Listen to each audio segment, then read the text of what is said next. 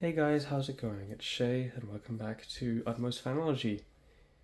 This is my first video in Canada and I could have done one last year because I was here on holiday before that, but kind of just scrapped that. And anyways, I thought I'd make this video to show you guys these two running on 60 Hertz because the last time you saw both of them, they were both running on 50 Hertz, and I thought I'd demonstrate the difference in performance when you run these at a different frequency, because some people don't really understand that frequency makes a big difference in speed for motors, and I thought I'd just demonstrate it, that's all really.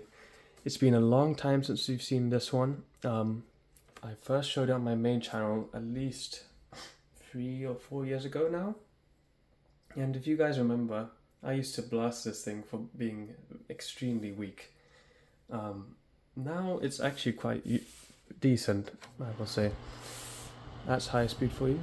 It is double the speed than what you used to operate at. And the performance is actually quite good. Unfortunately, I don't have my anemometer with me. I should have brought it with me, but oh well. Well, it could have been confiscated by the airport security, but oh well. I don't really have a tissue either, but it's decent. It's actually pretty usable now. Let's put it on low speed. That's what high speed used to be on 50 Hertz. So there definitely is a difference in performance when you run things at the right frequency. And it does make me curious, if I had that silly frequency converter in the UK, I wonder how much of a boost some of the fans that I have would get if I ran them on 60 Hertz, because some of them actually are rated for 60 Hertz. Like, some of them can run on 60 Hertz with no issues, apparently, to their rated specification, but who knows? It would be very curious. Maybe they'd be insanely powerful, but there's only one way to find out, and that means I have to save a lot of money for one of those frequency converters. The one I was looking at was at least £500, which that's quite pricey. Oh yeah, at least this thing runs good now. Let's turn it off. And it's still in good condition as well, not any excessive deep scratches. You can see my reflection there, hello. And yeah, it's all good. The only thing that's annoying about this now is the kind of hum that the motor gives off, but that's quite normal, as you can hear. It wasn't doing that on 50 Hertz, was it now? But yeah, let's run this one. Unfortunately, it has become quite yellowed on the front grille and the knob. It's kind of hard to tell from the camera, but it's quite noticeable. And I think it's because I kept this thing in its box by the loft window for maybe a couple of weeks, and it's definitely taken a toll on it, and it does make me worry about my other fans in the loft, because if they're in the loft, and I'm really hoping this is not because of the heat in the loft, because the loft does get damp and it does get very hot up there as well. So I'm just really hoping that they're all gonna be okay, because no one is there to rotate those fans and, like, you know, bring one down for 2 weeks and, you know, shift them around. So yeah, it's quite a concern. I am quite paranoid and worried, I guess. But anyways, let's give this thing a try, shall we?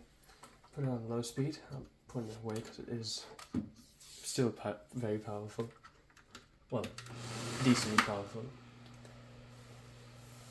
And I think, yeah, I can bring it a bit there. There you go. You can see some of the blades.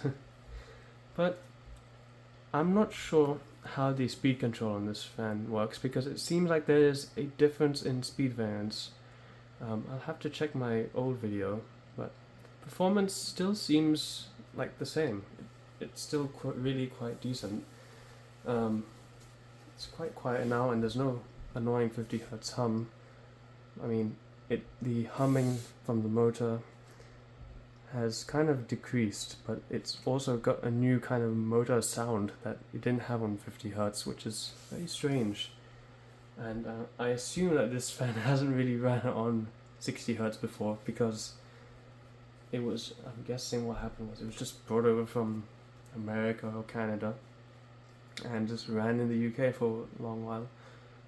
And maybe that's why I didn't get the wine until now. I mean, it didn't even have this wine until I actually started using it for a few hours, which is quite funny. It's kind of hard to tell right now, but if I turn up the speed, we might be able to hear it. You can hear that 60 Hz hum instead of the 50 Hz one, which is funny. At least it's lower, it's not too low. Again, performance is very decent. And let's do high speed,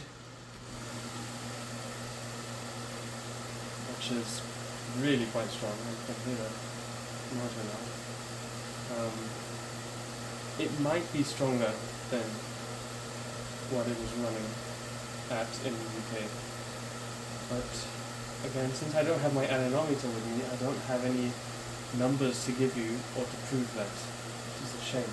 But if I go back to the back of this room, which is at least, we could say, let's be 10 feet or so. That's interesting here. It's really quite strong actually. It's quite decent. So yeah, looks like it does make a difference in some ways. Let's point it at you guys, and I'll just turn it off now. Spin down is still very, very terrible, but oh well. Even after running it for quite a few hours, it's still really bad. This won't be my last video that I'm doing here in Canada. I still have 2 other fan videos I can make, and maybe I might buy one. I am not sure. I'll have to see if I can make some extra space in my suitcase. But if I do buy something, it probably won't be super big, that's for sure. Maybe a 9-inch fan at most. Yeah, unfortunately, but oh well. Anyways, guys, feel free to let me know what you guys think of this. I mean, did you really expect that there to be that much of a difference, or was it more of just a humming thing and that's it, an audible difference? Let me know. And hopefully I'll see you in the next one, and bye for now, guys.